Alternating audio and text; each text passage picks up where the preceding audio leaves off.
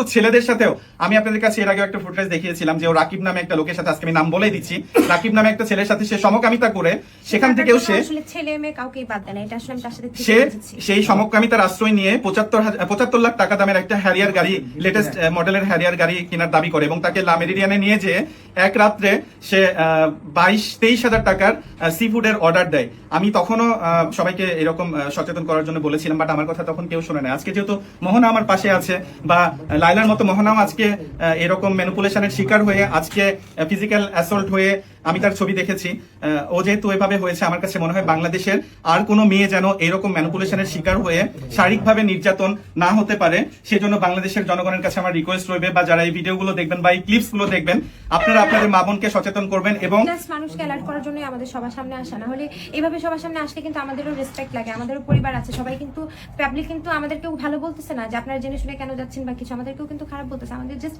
আপনাদেরকে অ্যালার্ট করে দেওয়ার জন্যই আসা। আমাকে অ্যালার্ট করা হয়েছিল, আমি অ্যালার্ট হইনি। আর দেখেন, ও কিছুটা লায়লার মতো, ওর কতটা মহৎ মন হলেও বলে যে আমি ডিভোর্স করলেও আমি ওর কাছ থেকে কিছু চাই না। একটা মেয়ে কখন এই কথা বলে?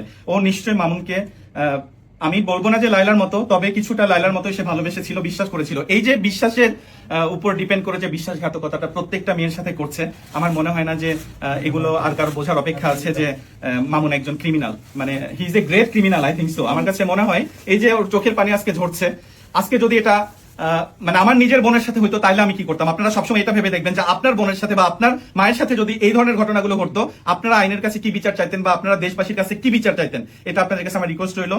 তুমি চিন্তা করো না, আল্লাহ তোমার সহায় হবে এবং আমরা সবাই তোমার পাশে আছি।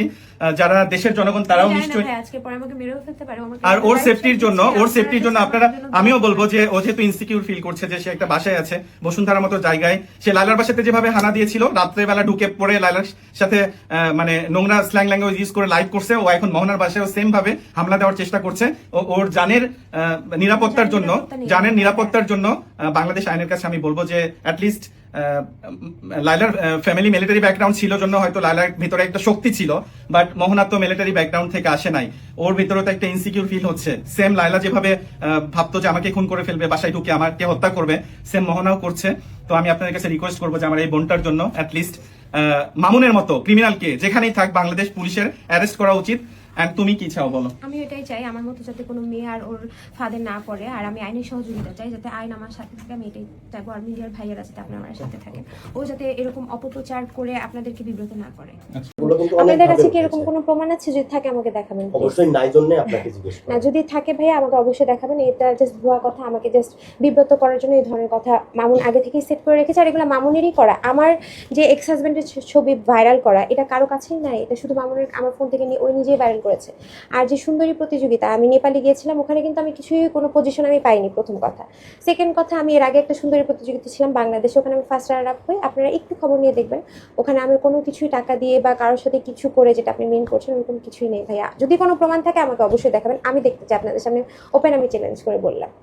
ও জাস্ট ব্রোকেন পিপলদের ধরে, আচ্ছা ও ধরেন আমার মতো, আমি ডিভোর্স, আমার মতো মানুষকে না ওই বিয়ে করতে পারতো। ইভেন আমি কিন্তু ওর থেকে 4 বছরের বয়সে বড়, হ্যাঁ আমার থেকে 4 বছর এজে ছোট। তো ও, আমি ব্রোকেন, আমি ডিভোর্স, আমার 4 বছর ওর থেকে বড়, ও টার্গেট করে আমাকে বিয়ে করেছে ভাইয়া, বিকজ ও ব্রোকেন মানুষদের কাছ থেকে ও ইয়ে করতে পারবে, ম্যানিপুলেট করে ব্রোকেন মানুষদের কাছ থেকে টাকা খেতে পারবে। সো মামুনের মধ্যে এরকম কোনো কোয়ালিটিসই নাই যে একটা মেয়েকে ও ধরেন ইয়ে করতে পারবে। আমি ব্রোকেন ছিলাম দেখেই আমি ওর ফাঁদে পড়ে যাই, আর কিছুই না ভাইয়া।